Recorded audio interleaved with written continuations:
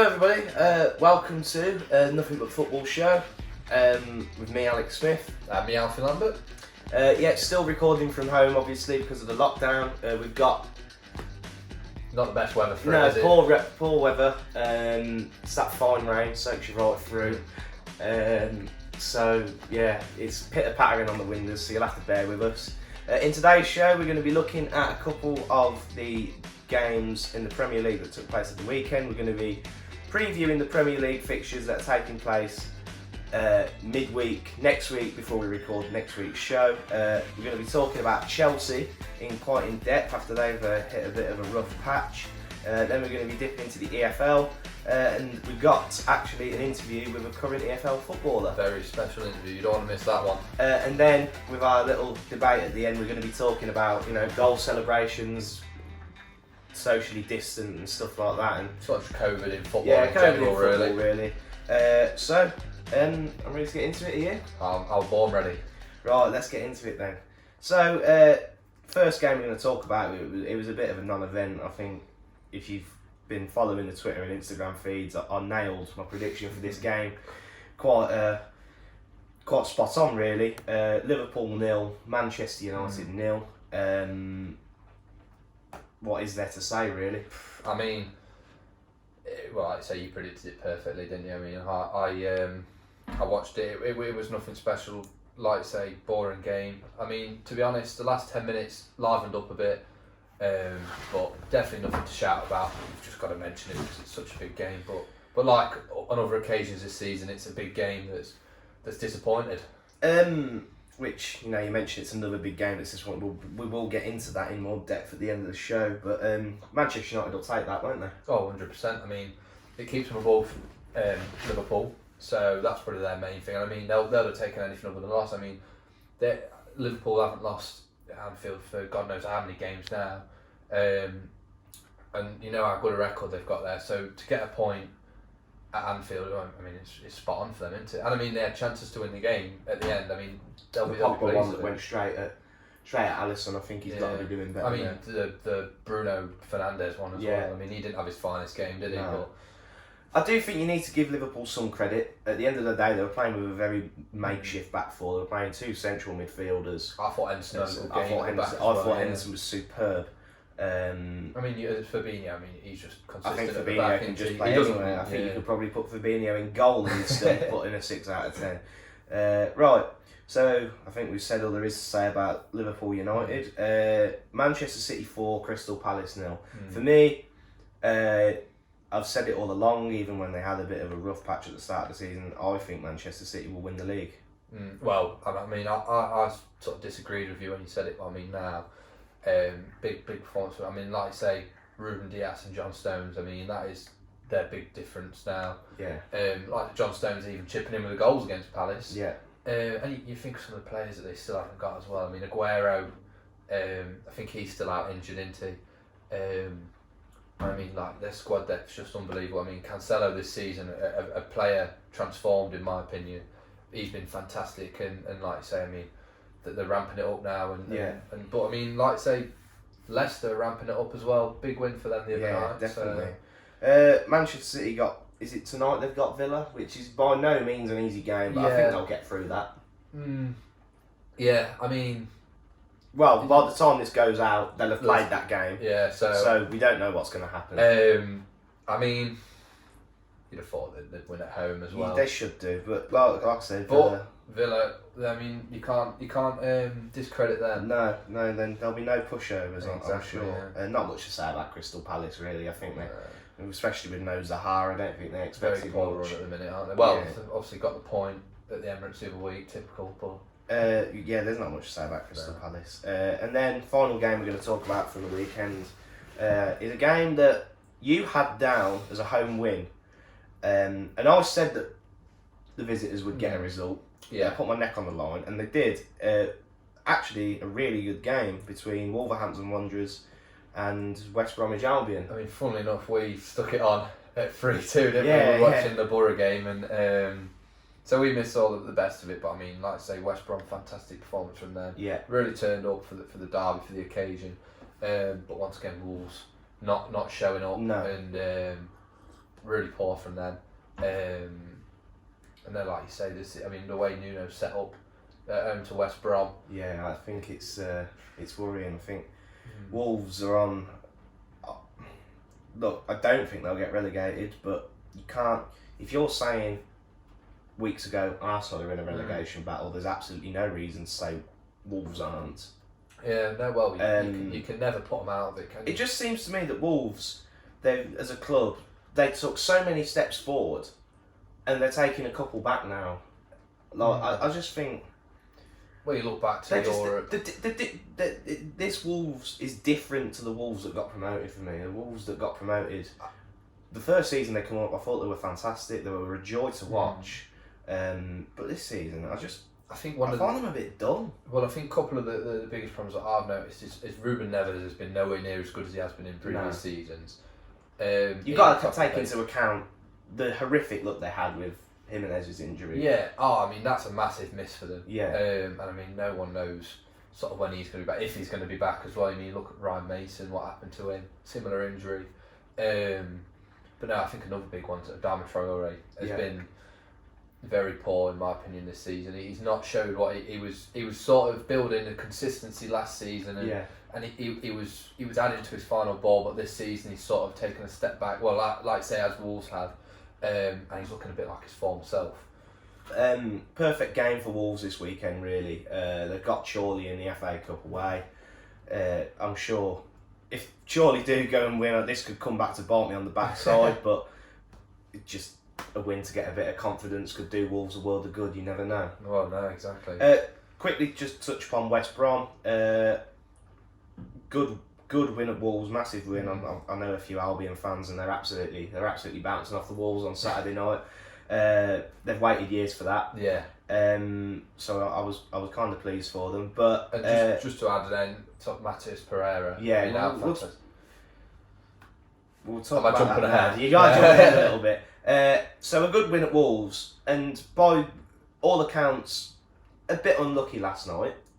West Brom giving himself a fighting chance. 100%. If they're starting to pick up point, like I say, massive win against Wolves. It's something to build on, isn't it? And like I pointed out there, Matheus Pereira, I think he's a fantastic player. Yeah. I know Dian Garner hasn't really showed what he did as much as he did last season, but I still think he's a player there with potential. And yeah, I think definitely, of course, I've got a chance. Yeah, well, when we did the Christmas special with the guys at the Average Pundits, I said West Brom were dead and buried. I think we both did, didn't we? I said Big Sam, he built his Sunderland team around Defoe, his Palace team around Zaha. I didn't see anyone like that in that West Brom side. The only person who got close to that was Matheus Pereira, but that's it. And West Brom would only have a fighting chance if he started to turn up. Well, and it seems that he's obviously watched the show. And he's a big fan. Yeah, he's a big fan apparently. So he's obviously watched that, and he's turning it on now. It was another goal for him last night. Yeah, another goal. And Robert Snodgrass is an astute bit of business for West Brom as well. I'm sure he'll be an interesting player to watch for the rest of the season, and West Brom will be an interesting side, no doubt. Right, let's talk about next week's Premier League matches. There's a midweek fixture, which is always good news because there's a midweek match today, which you just can't beat. Exactly. Can't beat it. Right, so first game, very interesting one. This was actually a few weeks ago billed as a title decider, but not so much now. Tottenham versus Liverpool. Yeah, it's a must-win game for both sides. Really. Yeah, definitely. If they're wanting to go for the title, I think it's more of a must-win for Liverpool, in my opinion. Obviously they're defending the title. It's not an easy place to go, especially under a Mourinho side away from home. The injuries as well that they've had, it's not going to help them. They're going to want to hope they turn up. And personally, I think they're going to get the 3 points, but obviously there's a bit of bias coming in from me there. The Arsenal fan thinks Tottenham will lose. There's a shot. But I think it will be, hopefully, a good game. I hope it's not another big game that disappoints. I want to say that I think it probably will disappoint, but knowing how some of my things have gone, I've said there's going to be no goals in games. Yeah. And look how they've turned out. So, what do I know? Score prediction? I know I've just said. I think it's going to be a 1-1. I know I've just said Liverpool, but yeah, I think it's going to be a cagey match. Well, I was going to say 1-1, but you can still say 1-1. Do you know what? I think just because Liverpool need to win, really, I'm going to say Liverpool 1-0. I think they're going to turn it on at Spurs on Sunday. Well, I mean, we'll see how it's going to go when Andy Robson puts his acca out. Well, if he has Liverpool to win, I'll revise that statement. Let's go Southampton Arsenal. Tough game for you, and your second visit to St Mary's in a number of days. Well, yeah, exactly. Yeah, and I mean, like I say, the way Southampton have been playing this season, it's not ideal to be playing them twice away in such a short period of time. But I think with the form we've shown recently. The last game out against Southampton, the 1-1, obviously Saka, I thought had a fantastic game then, and he's built upon that, and like I say, we as a team have built upon that, and I think it's going to be a much better game than it was, because Southampton were by far the better side at the back end of last year, so I'm hoping that, like I say, we can sort of put that behind us. I mean, Southampton losing out to Leicester last time out, so hopefully we can build upon the form and get a big result. So, score prediction? I mean, if you see my predictions every week, I think I go for an Arsenal win every week, so I'm going to say 2-1. Yeah. 2-1 Arsenal, that is. I'm not sure what the situation surrounding Danny Ings is at the minute. I know he tested... Did he test... I think he tested positive for COVID. Well, I've seen something about... They were asking whether he was leaving. But I think Hasenhüttl seems sure he's staying. I don't know. I don't think... You'll have to edit this bit out. I don't think he played at Leicester at the weekend. I seen someone on Twitter that said, has Danny Ings been left out because he's leaving? And Hasenhüttl just said confidently he's staying. Yeah. I'm going to go for it. So. Yeah, Danny Ings didn't play at Leicester at the weekend. So Southampton fell to a 2-0 defeat. Look, don't get me wrong, anyone can go and lose 2-0 at Leicester. We've seen that last night. But I don't think Southampton will let that set them back. I think they'll try and bounce back. I think it's going to be a 2-2 draw. I think it all depends sort of how the FA Cup match goes. Yeah, maybe you could be right there. So next game, very good game at Goodison Park. We'll go Everton versus Leicester. Yeah, like I say, two sides that have been fantastic to watch this season. I think Leicester sort of going in the better form. But you can't take away from Everton what they've done. I mean, they had that rough patch sort of mid-season where I think it was after the draw with Liverpool, where they struggled a bit. But I mean, like I say, they've really picked it up again now, and I mean it's a perfect game really. Two teams that are in flying form, and I'm hoping that it's going to be the game's going to reflect that. Yeah, Everton's last league game obviously was postponed against Villa. The game before that was Wolves away. That was a great result. Very good result. Leicester top of the league, brilliant, great. Really happy for them. Well, as of the show, as of the show, yeah. But yeah, really happy for Leicester to be top of the league.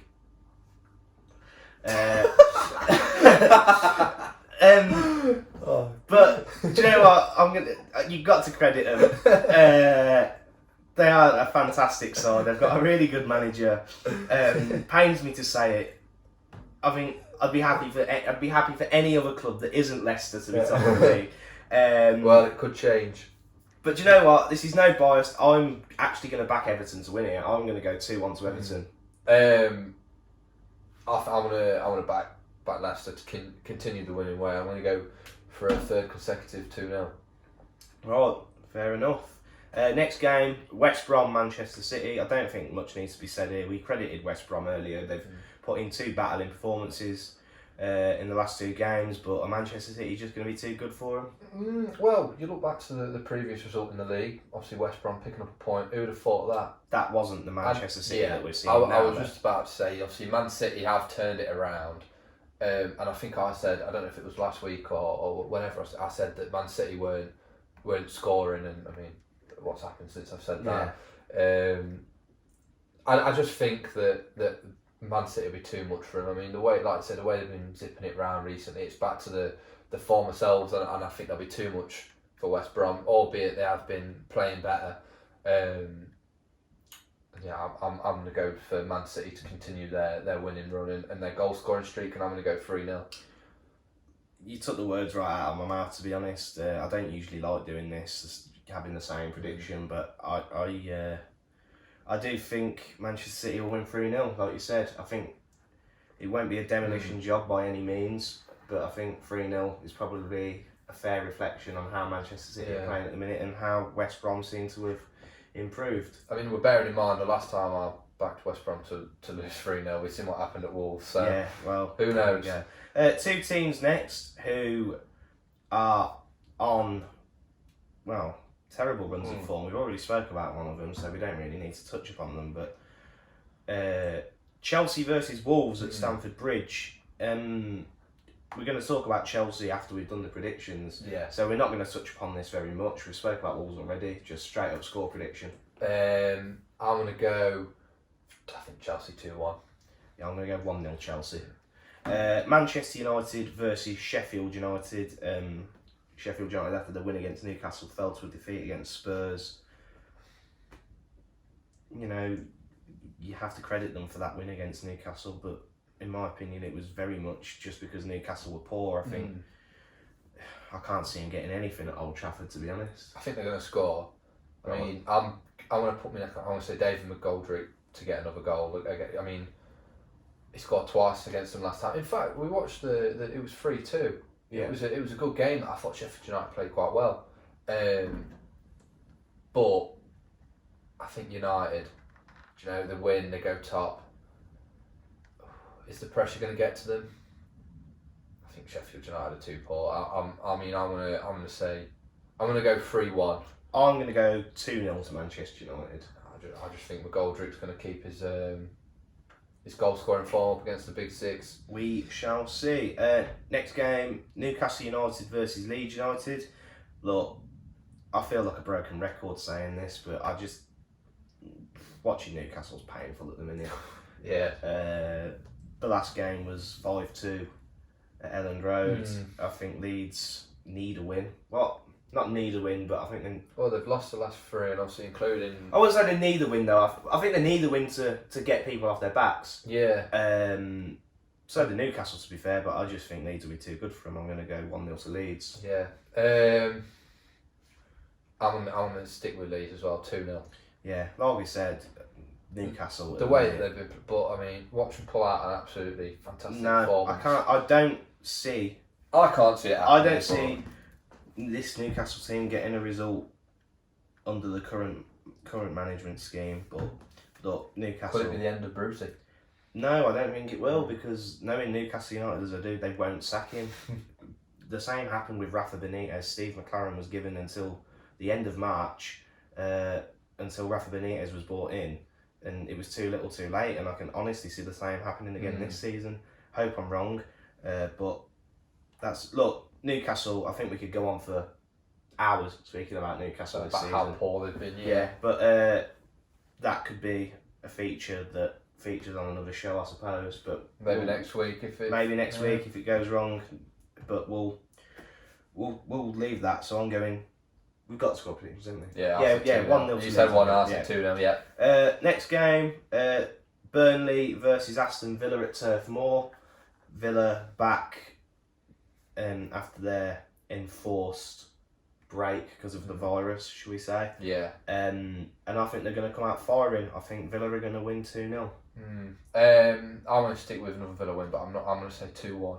I think they're Burnley. Well, I say Burnley have got a goal and they're the lowest scorers in the league, but I'm going 2-1.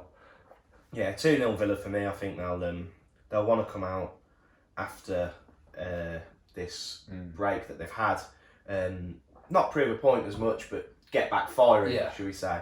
And you know, Villa, games in hand, because of this break now, Villa win a few of them. What, they're going to be? They're up there, definitely. Knocking on the door of the top three, maybe. Yeah. Which well, it's if if you look at them last season as well, I mean, it's fantastic to see how they've turned it around. Yeah, it's brilliant. Isn't it? And well, maybe not for you. No, but like I said, you've got to give them credit. Yeah. They've been absolutely from the neutral point of view. Yeah, they've been a joy to watch this season, and I do really like Dean Smith. I think he's. I liked him at Brentford. Yeah, anyway, I think he's a fantastic manager. He A good proper Villa bloke. I'm sure they all love him, and it just fits like a glove, really. Dean Smith and Aston Villa. I think he's an excellent manager. I'm sure there'd be a place on the show for him if he's ever watching. fancies it. Palace West Ham. Again, I can't really see this being an enthralling match. No. I don't know what the situation with Zaha is at Palace, because if Zaha doesn't play, they don't win for me. No. And he didn't play at Manchester City the other night. If he's fit, I can see Palace getting a result. If he's not, I think West Ham will win. But I'm going to go on the premise that he is going to play, and I'm going to go 1-1. I'm going to say 2-1 West Ham. Keep up the good form. I mean, like I say, another win for him against West Brom. Playing some good stuff, knowing how to get a win. And Palace looking a bit lost without Zaha, so I want to stick with the 2-1. Final game prediction is a game between two sides who you've got to credit try and play football the right way. They're quite nice on the eye to watch. It's Brighton versus Fulham.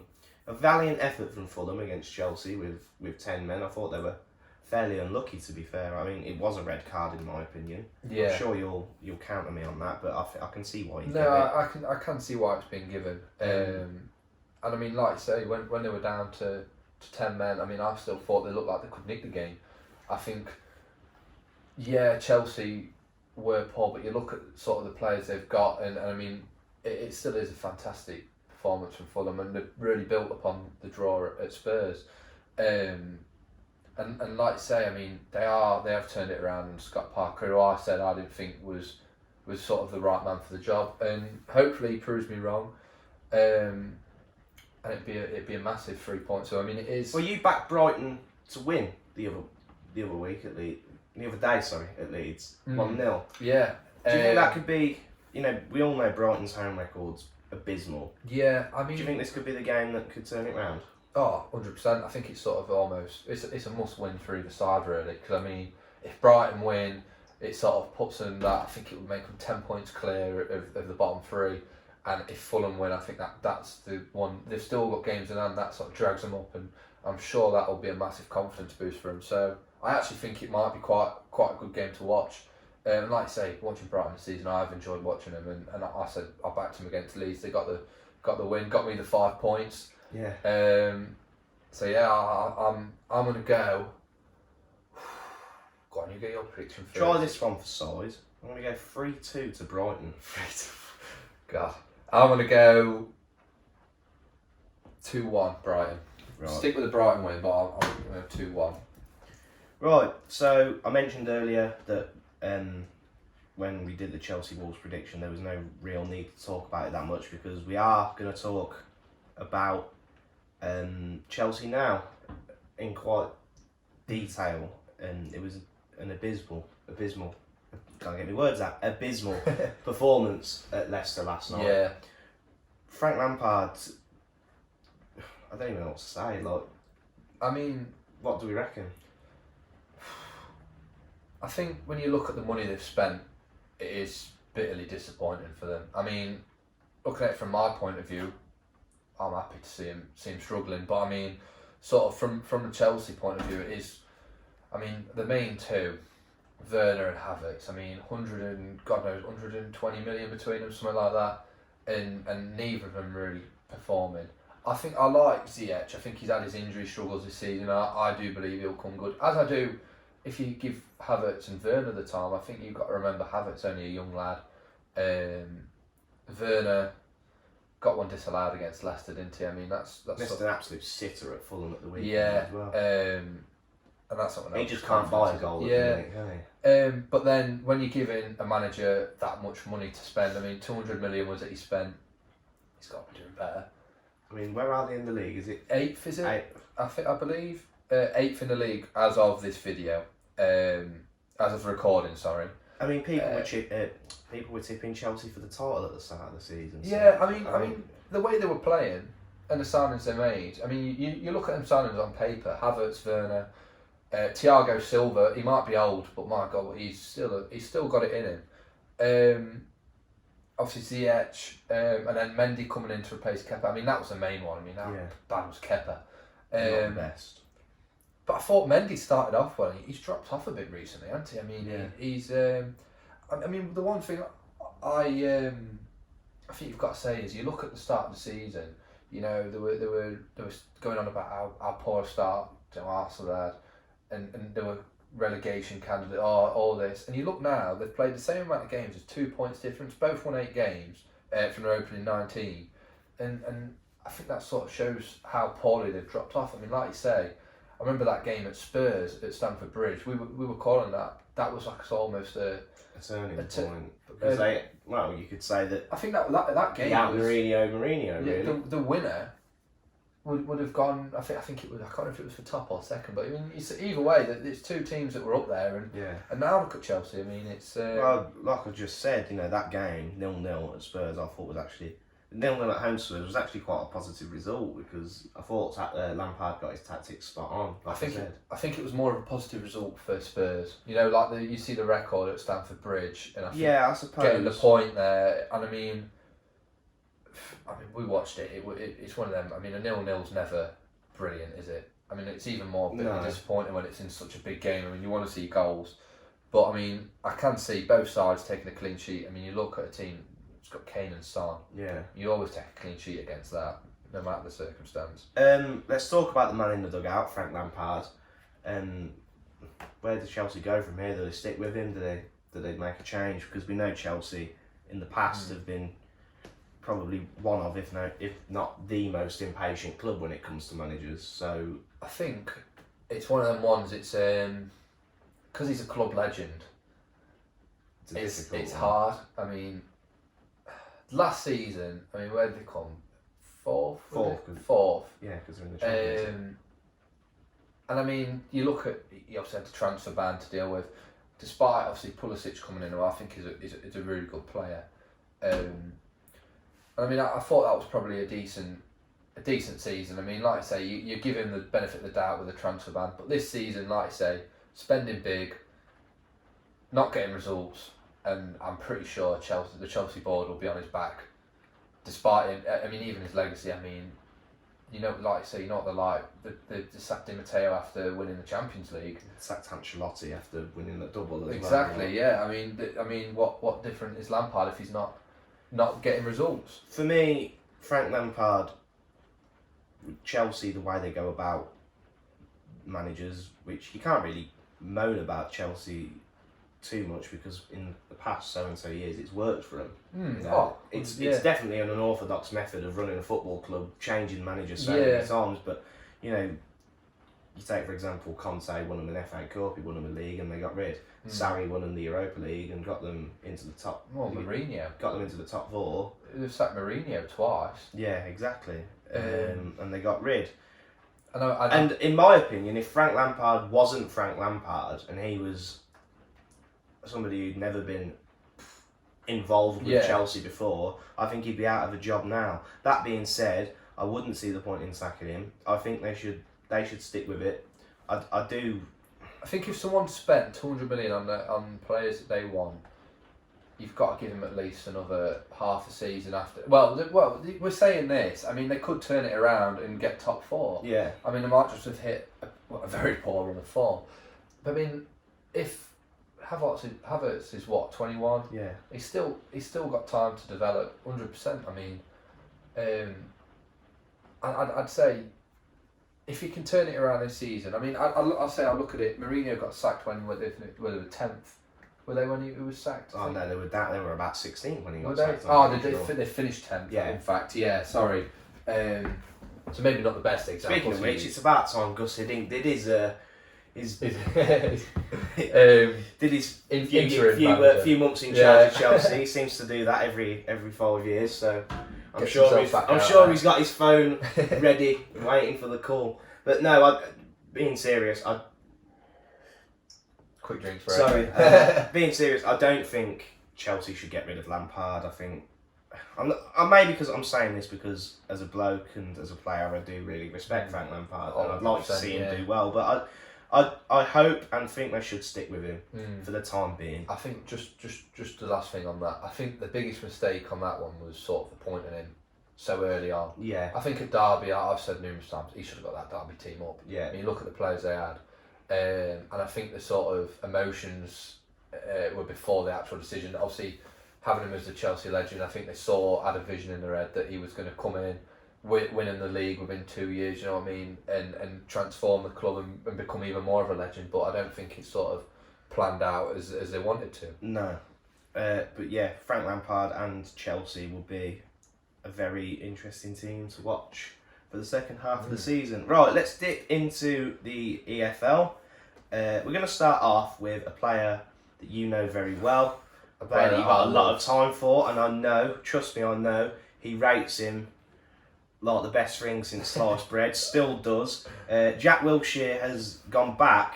I know he went there on loan. He's gone back to Bournemouth on a permanent deal. You know him better than anyone, I suppose. Absolutely. Speak us through it. I love the man.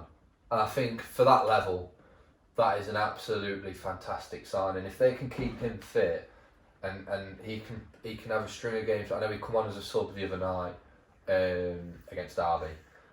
But I mean, if they can keep him fit, what a brilliant signing he'd be for that league. I mean, I just absolutely love everything about his passing, how he takes on his man, his passion. I think from another point of view, like from another team's point of view, a lot of people probably think he's a bit arrogant, probably not a massive fan of him, but when it comes to his style of play, I mean, I thought he was fantastic for England when he was playing. I mean, you'll probably agree. And I just wish he'd never had his injury problems, because he wouldn't be at a team like Bournemouth now. He'd still be disrespectful to Bournemouth. Nah, well, he'd still be playing. I mean, personally, I think if he's fit, he could still play in the Premier League, 100%. I don't care what anyone says. I will not let anyone tell me otherwise. I'm less qualified to hold an opinion on Jack Wilshere. You watched him from a teenager right up until he left. But I was at the game he did his first ankle injury. The way I see it is, it's a risk for Bournemouth. I think it will be a risk. He'll be on high wages. Look, he's not going there for pittance, is he? He's going to be taking home a few quid a week. It's just, look, he's a fantastic footballer when he's fit. And I remember you spoke about him for England. I remember his performance away at Slovenia. He scored 2 absolute worldies. I was actually quite surprised that Roy Hodgson didn't try and sign him for Crystal Palace, because he absolutely loved him when he was the England manager. But I mean, why not? He was playing fantastic. He had a string against. But then when he got took to Euro 2016, when he hadn't played all season. Yeah, no, I do think that is, and that's one thing that I always say. I don't like. I think players should be picked on form. Yeah. But I mean, you think I mean, correct me if I'm wrong, but I think he's the only player to win the Premier League goal of the season twice in a row. I couldn't tell you against Norwich and against West Brom. 2 apps. I mean, the Norwich goal, that sums up Jack Wilshere in my opinion. That is him. I couldn't tell you if that's right or not. You could have made that up for all that I know. I probably would. Yeah. Jack Wilshere propaganda. Jack Wilshere going to it's an interesting one. Like you say, if that risk pays off, that could take Bournemouth over the line. That bit of quality, that bit of class.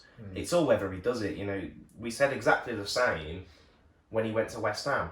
We said if West Ham can keep him fit, this could be the transfer that brings West Ham to the next level. I've been following him on social media since he left West Ham, and he's been working really hard to get. So do you think the commitment's there then? Oh, 100%.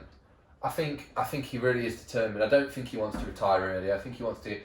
Obviously, like I say, he's not there for pittance. He is there for the money. But I believe now, if a team, I think I haven't read into sort of but it must be pay per game or something like that. I think that's the only way that a club would sign him, in my opinion. Yeah, Bournemouth hit a bit of a rough patch recently. They lost last night. They lost at the weekend. I think they've got 1 win in 5. Could be wrong. Yeah. So Jack Wilshere goes in there and turns it on. That could be a bit of a turning point for Bournemouth. We shall see. Yeah, fingers crossed. Right, so next up in the Championship is a team that you know very well. It's very close to home for you, Nottingham Forest. Yeah. They had what can only be described as an abysmal start to the season. I don't think Sabri Lamucci won a game before he got the sack. I don't think he might have won a cup game. I'm not sure, but I don't think they won a league game. So Forest, even when Chris Hughton first come in, it took them a while to get going, but they're really starting to get in their stride now. Yeah, like I say, big win for them against Millwall last week, and won 3 of the last 6, really picking it up. I mean, like I say, with the squad they've got, you'd have expected them to. No way that Nottingham Forest team should have been fighting for relegation. Look at last season. I mean, back end of last season, that is the biggest bottle of any playoffs. Oh, it was awful. Ever. It was something like they needed to lose by 3 goals to Stoke, and Swansea needed to win by 3 goals. I don't think you'll ever see anything like that ever again. It was terrible, and I remember just before the lockdown come in, Nottingham Forest played Leeds. Tyler Walker is now a Coventry player. Scored, and I think they went into the top 2. I think they just folded like a pack of cards. It was the. I think they needed 1 win from the last 5 games, and they just couldn't get it. And that was to confirm it. I mean, it is outrageous. But like I say, this season, I mean, you'd have thought Chris Hughton coming in as well. I thought it'd been an instant bounce for them, and they'd drive up the table. It's not worked as well as they probably would have hoped. But I mean, like I say, more positive for Chris Hughton now. Like I say. Upturning form, and hopefully they can build upon that. I mean, they've got Borough tonight, which the way Borough have been playing recently, I won't put it past. Well, I wouldn't. Let's not say too much about it, because we might be left with egg on our faces. Yeah, come Friday. I wouldn't put it past Forest to win tonight. No. They've got three winnable games coming up. Nottingham Forest. They've got Middlesbrough tonight, which I'm sure all the people we live with will absolutely slaughter me for saying that's a winnable game, but I honestly think it is. Especially at home, yeah. Barnsley at home, and then they've got us, which is going to be an important game for both sides. So it will be interesting to see how Forest kick on. I think there's no way they're going to push for the playoffs, but I think they could probably solidify in the top half if things go well. And sort of give Hughton something to build upon next year. I mean, next year will be a massive year for Nottingham Forest. I mean, you know what Forest are like. They bring in hundreds of players. That some fantastic signings as well must be had, and hopefully Chris Hughton can have more of a say in it. I mean, you know that he's going to get players in, and hopefully he can get some players he wants, and you never know, might walk the league next season. Maybe an early prediction from me, but that's a good point you make about Chris Hughton bringing in the players that he wants to bring in. You look at Forest's squad; they've plucked players from left, right, and centre. Yeah, I mean, and like you say, they're not his players. I mean, no. Do you think they could have a bit of a clear out? Oh, I mean, they have a clear out. No shit, don't they? It's. I think they've got a good set of base players, if you know what I mean. Yeah. But they have got a lot of squad players that I think will stay. I mean, you forget they've got Carl Jenkinson there. I mean, yeah. I still think he's. You always have to bring up an excuse, don't you? But they have got a lot of. I say like Lyle Taylor, he knows it, and Graben as well. They're 2 players that they'll know the league well, and I think, like I say, if he can add them couple of players that he wants for next season, then I mean they're ones to look out for, in my opinion. That for me is spot on, but like we said, they have to be his players. You have to. Chris Hughton is a good manager. 100%. He knows the Championship very well. He romped the league with Newcastle. He got Brighton promoted. He got Birmingham into the playoffs where they were quite unlucky to lose. You have to just give him what he wants, who he wants, and let him have control. For me, if they do those things, I think Forest will be in for a good end to the season and a good season next season. Like I say, end of the season, if they can build some momentum. And I mean, like I say, the chance of them getting the playoffs, very slim. I mean, it'd be fantastic if they did. I mean, it'd be the complete polar opposite of last year. But no, I think it's key to end the season on a high and have that morale going into to next season. One tiny little thing we'll talk about in the Championship was how bad were we last night? We were awful. We played Reading away, lost 3-0. The defence, I think they're on furlough. They just didn't turn up. One of them got sent off. Started off well. If we'd have took them 2 chances, but I'm sick and tired of saying the same things with Carve. We just miss chances, and it comes back to cost. The one thing that we've got to mention though is that John Swift free kick.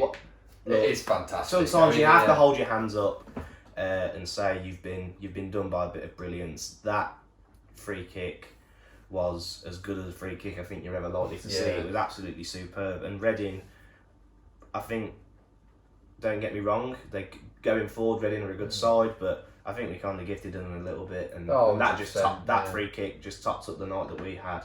3 important games coming up for us. We've got Sheffield. We're off this week because of the FA Cup. We've got Sheffield Wednesday, Birmingham, and Nottingham Forest in the space of a week. And they're all teams down all there at home. You, yeah. Well, home. Well, Birmingham's technically away, but it is at home, isn't it? But we need 4 points minimum from that. Really, in my opinion, if we don't get there, I think we're banging trouble. I think the hardest one as well is Forest. Who we just talked about, and you never know. Birmingham's win at Middlesbrough at the weekend might give them a bit of a bounce. But we'll see. Who knows in football? Exactly. We'll see, and hopefully we can come out the side of that run with a bit of a gap, because we got a tougher enough fixtures after that, and then I can stress less. Right, let's dip into League One, and we're going to talk about Portsmouth. Portsmouth seem to be a club that the fans have never really took to Kenny Jackett.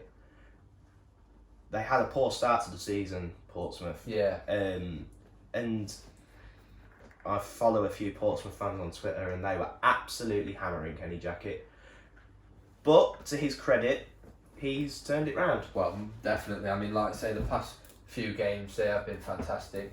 And just last night, battering Wimbledon 4-0. It just shows sort of how much they've turned it around, and third in the league, won 4 of the last 5 in the league. And I mean, we watched the Bristol City match. Bristol City had their COVID issues, didn't they? Yeah. But they should have, in my opinion, they played well, and on another day they could have been through to the next round. And just like you say, I mean, I've always had a bit of a soft spot for Portsmouth. Like I say, a few of our former players going there, Carnu, Lauren. So yeah, I hopefully they can push on and continue, because I think that's the main thing with Portsmouth, is they're always up there, but it's that consistency. And hopefully this is the season that they keep it up and push on. I think, going back to Kenny Jackett, he is very much the definition of, he does what it says on the tin. The football isn't amazing. No. Don't get me wrong, but he's had Portsmouth knocking on the door for the past few years. Playoffs, last 2 seasons I think it's been. Yeah, it was Sunderland won it in the final of the year. No. That was in the Czech Trade, wasn't it? The final. Oxford in the playoffs last year. He's consistently got them into the playoffs, but there just seems to be a bit of discontent. I don't know how much there is now, being as they're doing quite well. But yeah, Portsmouth, I'd like to see Portsmouth go up. I think 100%. It's a club that deserves to be higher than it is in the football pyramid. They've had a torrid few years. I just think it'd be a really good story. Yeah, no, I say, I mean, what was it, 3 relegations in 4 seasons, and League 2 is not an easy league to get out of, and I think if they can get back to the Championship, who knows? I mean, who's knows to say they can't get back into the Premier League? Exactly, you never know. I would love to see them back there. Portsmouth, 3rd in the league. They've got a game in hand on Hull, which would take them top. You never know. Well, exactly. Don't rule them out for the title, that's all I'm saying. So the next thing we're going to talk about is Shrewsbury Town. At the start of the season, they had Sam Ricketts in charge, former Coventry player, young manager. They were winless at the time. They got rid of him in the middle of November. They brought in Steve Cottrell, former Birmingham and Bristol City manager, and they've had a really good upturn in form, a really valiant effort in the Cup against Southampton. Yeah, I'd like to say a team 2 leagues above them, and a good effort from, like you say. You know, Steve Cottrell's come in, he's won all 5 games from in the league. And hopefully, I mean, like I say, that he's been the turning form for him, and hopefully he can continue that for him. I mean, they've won 4 of the last 5 in the league, and that could be them safe. And you never know, next season, like we said with Forest, he could be the man to propel. Yeah, exactly. I think put them on an upward spiral. I think Steve Cottrell, there's a lot of misconception about Steve Cottrell because of how bad the Birmingham job went. He was very unpopular at Birmingham. But Bristol City, I remember one season, they absolutely romped League One. I think it was about 102 points that they got. They were absolutely a brilliant side.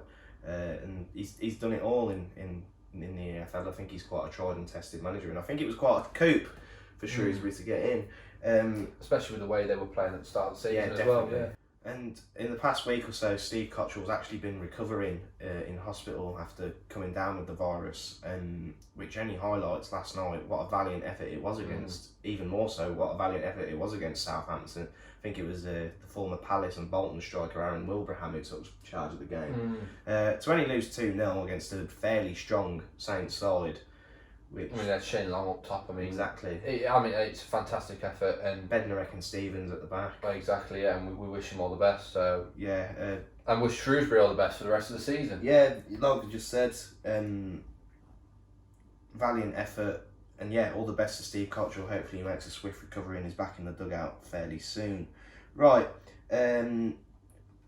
League Two. Got to talk about last night. Oh, obviously, yeah. It's a very rare thing to happen. Goalkeeper scored for Newport. And in a massive game as well. Yeah. You know, two teams that are up there, and I mean, like I say, fantastic. I mean, it's almost it's the most embarrassing thing probably for a keeper, and it conceding. And I think the young lad for Cheltenham, he was on loan. He was only 19, I think. Yeah, on loan from West Brom. Is it West Brom? I think that rings a bell. Yeah. I mean, obviously the wind's caught it, but it's always fantastic to see a keeper score, especially from a goal kick as well. Yeah. I mean, it's summit. And I mean, will he say he meant it? Of course he will. He'll want to claim that. Sort of moving on to another team in League Two, Morecambe. Surprised a few this season. You know, they're in 8th at the minute. They've won 3 of the last 5, like I say, and a lot of people start the season would have been put them up. They'd have been happy with staying up. Well, I think Morecambe, the objective of the club is just survive, just stay in the league.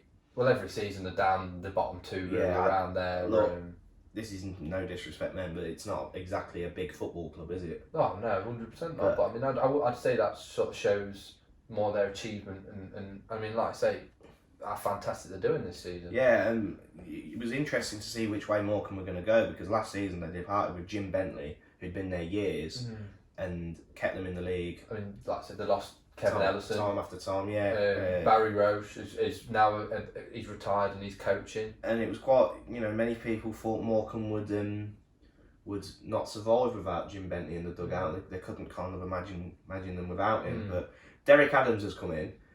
We did speak about Derek Adams last week, and he was linked with the Bradford job. There's been no movement on that yet. But a bit of a coup for Morecambe, because he got Plymouth promoted from League Two. He did really well with, I think it was Ross County in Scotland. Yeah.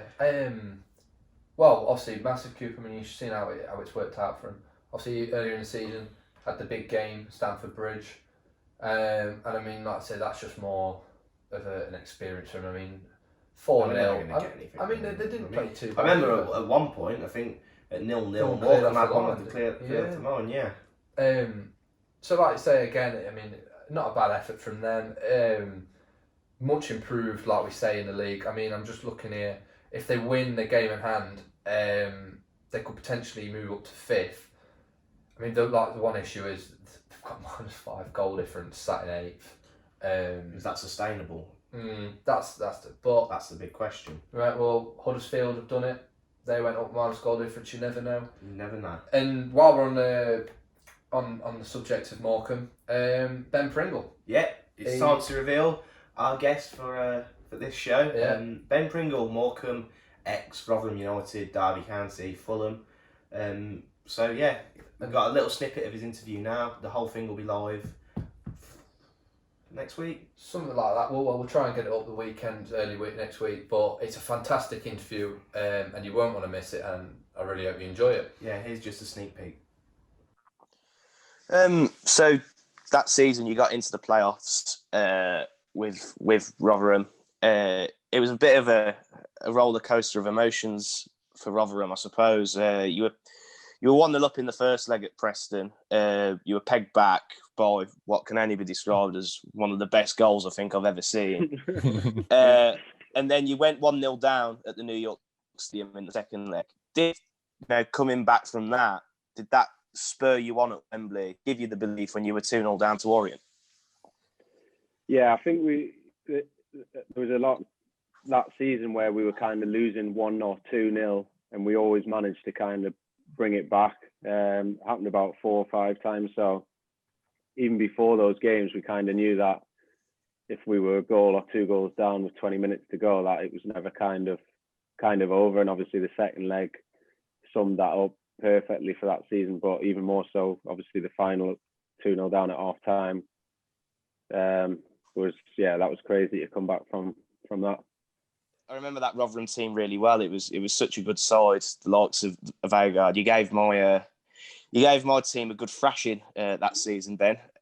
And what was you thinking when Alex Ravel unleashed that shot in the playoff final? Are you claiming the assist for that? Yeah, every time I see the video, I always say about me putting whoever it was on the floor with a shoulder barge and then clipping it up the line. But yeah, obviously, like you say, one of the best goals you've ever seen. That's Ravel's has got to be up there as well, I think, especially in the final, because it was absolutely outrageous. He certainly never did it in training or in any other game. So to obviously save it for the final was, like you say, unbelievable. And obviously in that game, it went on to penalties. And after Lee Frecklington missed his penalty, obviously you stepped up. Is that the most pressure that you've ever felt in a football match? Yeah, I'd probably say so. Obviously, to be fair, I was that tired that I didn't realise that Frex had missed the one before. And like I say, I was that drained and that tired that I was thinking I'm just going to smash this as hard as I can down the middle, and if it goes out the stem, then so be it. So, but yeah, obviously it was at the Leyton Orient end as well. Yeah, so it was a relief to see it go in. Do you fancy yourself as a penalty taker? I do, yeah. I took one from Morecambe earlier this season. It was just in the trophy.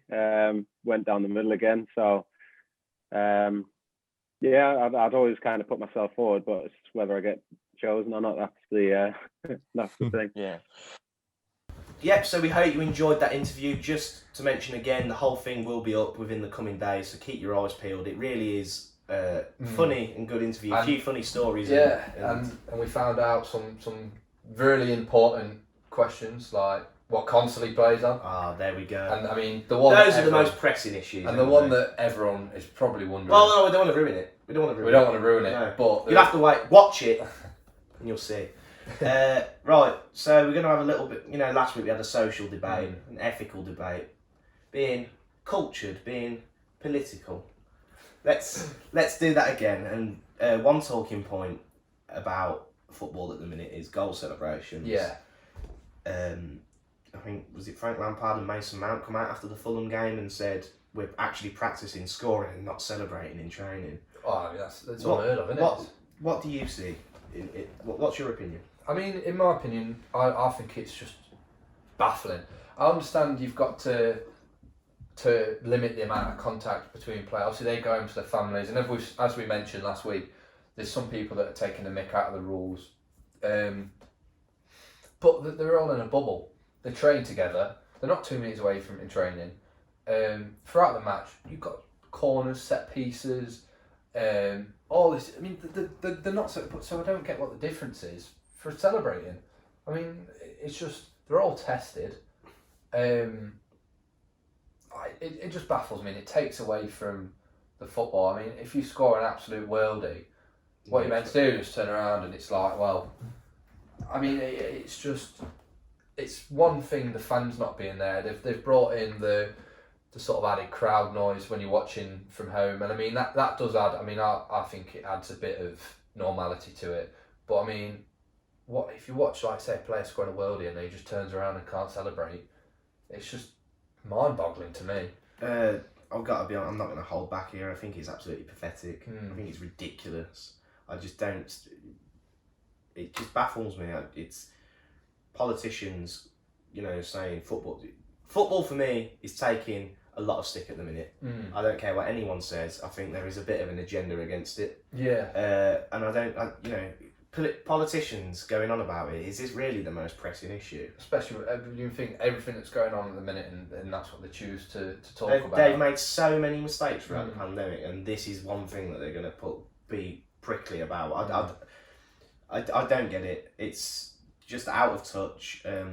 Like you say, I think, and I can't believe Frank Lampard and Mason Mount have come out and said they're practicing not celebrating. Well, no wonder that they're not playing as well. If they're wasting time. Why is football peddling to please people who don't watch it anyway? Exactly. I mean, that's the thing. I don't think anyone who likes football wants would this complain. to stop. And they wouldn't complain. I mean, obviously I've already said, I don't understand it personally. It's like we're in a bubble living here. Yeah. And it's like, well, you don't have to social distance in your bubble. So, I know obviously, like I said, the whole thing about sort of players taking a mick with the rules, I think that's sort of why that's come in. But, like I say, I just think it's baffling. Are you gonna stop corners? Are you gonna stop set pieces? If it's causing that much of an issue, you may as well just knock it on the head now. If someone hugging after a goal is gonna spread the virus, why are we playing it? I tell you what, if it is sort of this, obviously they say it's airborne and this new strain spreads quicker. Well, and they're outside for starters. It shouldn't. If it's that dangerous, we shouldn't be playing. Yeah, so what's happening in the changing rooms? Well, exactly. Have they got their own separate rooms? They're inside. It's more dangerous. What's the difference between what we're going on about, and rugby players in a scrum or a line out? Exactly. Yeah. You know what I mean? I don't think anyone. A scrum is probably worse. Yeah. You've got people from both teams. That's mixing at least when you don't hear people go on about this. No. And that's why I think I'll come back to the point where I think football, there's such an agenda against it, which that's another story for another day. But you say they're in a bubble. There's no difference between me and him. I was going to say shaking hands. Oh, shaking hands. Oh. There's no difference between me and him doing that and Harry Kane and Heung-min Son giving each other a hug after a goal. Oh, exactly. It's just. It's balmy. It's absolutely balmy. Look, yeah. I think football's got a lot right over the pandemic. I think the project restart, as they were calling it, went very well. I don't think people wanted it to, and I don't think people thought it would. And I think they've made it as enjoyable as they can. Yeah, like we've been giving it a bit of stick recently, saying it's not been as good to watch. But when you put it into consideration, nothing. Yeah. Exactly. I mean, like we say, we'd end up watching the bloody Bolivian league again, or something stupid like that. I mean, I think sometimes we take it for granted. Yeah, exactly. And I think that's sort of the case at the minute. And I mean, if they have to stop celebrating to continue it, you might as well just knock it on the head. Yeah. But yeah, just saying, football's got a lot right over the pandemic. But this, for me, is not right. I think the Premier League needs to take a stance and just say, no, the players are tested. There's minimal risk. We're cracking on with it. Yeah. But I'm sure there are a lot of people who hold different opinions to that, which is fair enough. That's all we've got time for on the show today. Hopefully, like we said, we were a week closer to getting in the studios, we hope. Yeah. We're hoping it's looking like March at the minute, so we're going to have to deal with this at the minute, but we might try and invest in some stuff, get some mics or something, because obviously the rain make it better. You've got the rain as well. Yeah. So I know, like we say, if you've got any feedback, what we can do better, what you'd want to see, then obviously we all appreciate it all. We've got more players coming on that we can't reveal yet. We've got a few things in the pipeline. Hopefully we might have 2 more confirmed today if all goes well, touch wood. But no, like I say, it's goodbye from me. Goodbye from me. And thank you very much for listening, and hopefully we'll see you in the show next week.